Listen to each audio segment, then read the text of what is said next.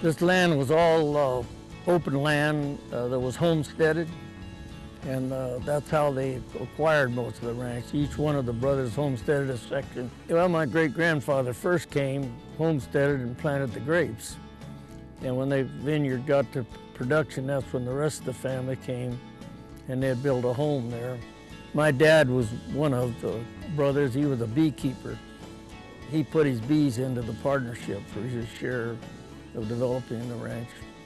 That was where they started, and then the boys decided to homestead this property and develop a cattle ranch.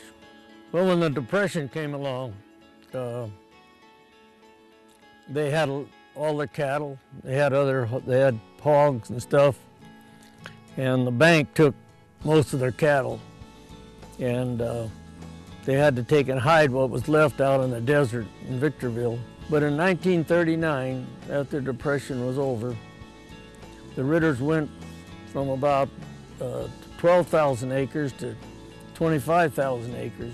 It was all paid for, and they had a big barbecue out at Munns Lake and burnt all the bills, burnt all their debt. But the main thing that homesteaded years ago was under the Mining Act.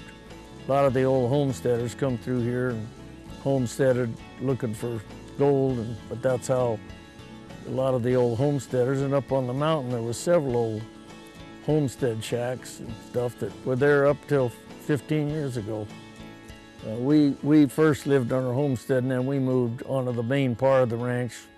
The house over on the main part of the ranch was a house in Palmdale. Palmdale was a very small little city. They put the railroad through, so the railroad station was in Palmdale. And there was on the main street, right across from the railroad station was the main street, and there was a drugstore and a couple of hotels. And my one uncle had a pool hall there.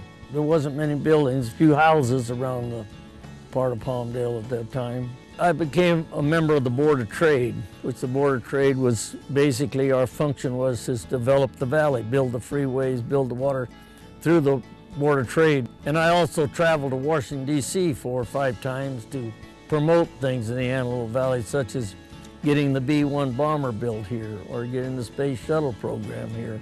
And I was on committees that went to Washington to promote those things for Antelope Valley. So that's a big part of my life there for a few years, was between serving on the AVAC Water Board and the Board of Trade and developing these programs that help the valley today.